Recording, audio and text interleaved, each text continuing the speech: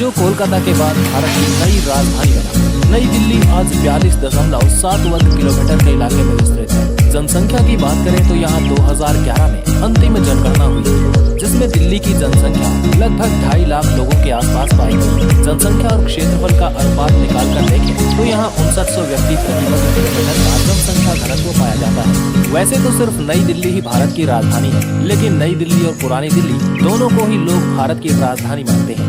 यहाँ की साक्षरता की बात करें तो यहाँ की 89% आबादी पढ़ी लिखी है। भाषाओं की बात करें तो यहाँ सबसे ज्यादा हिंदी बोलने वाले लोग रहते हैं, लेकिन अंग्रेजी यहाँ की आधिकारिक भाषा है। इंस्टीट्यूशनल कामों में यहाँ इंग्लिश का ही प्रयोग किया जाता है।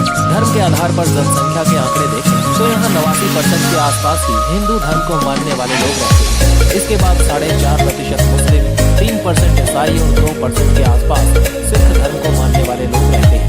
दरअसल कई सदियों से पुरानी दिल्ली उत्तरी भारत में एक प्रमुख व्यापारिक और वाणिज्यिक केंद्र रही है। 90 के दशक से नई दिल्ली अंतर्राष्ट्रीय गवर्नमेंट और वित्तीय नेटवर्क में एक महत्वपूर्ण नोड के रूप में काम कर रही है।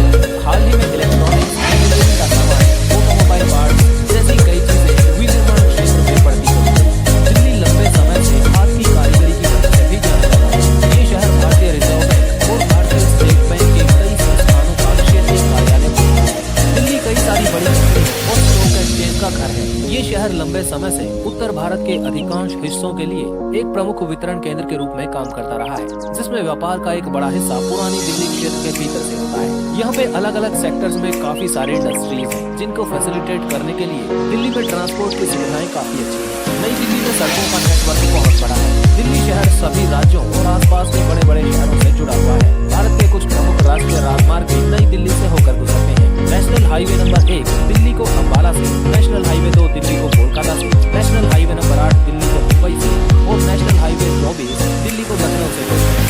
नई दिल्ली में लगभग 2000 किलोमीटर के नेशनल हाईवे मौजूद हैं। दिन के समय में नई दिल्ली की सड़कें बहुत ही भीड़ भरी होती हैं और इस समय प्रदूषण का स्तर भी दिल्ली में काफी ज्यादा हो जाता है। नई दिल्ली में कई ब्रिज और फ्लाईओवर्स मौजूद हैं, जो ट्रांसपोर्टेशन के टाइम को घटाते हैं। नई दिल्ली मेट्रो का नेटवर्क भी काफी बड़ा है और ये शहर के एक हिस्से से दूसरे हिस्से में जाने का सबसे फास्ट साधन है। साथ ही दिल्ली मेट्रो सबसे सुरक्षित और साफ यातायात सेवाओं को उपलब्ध करवाता है।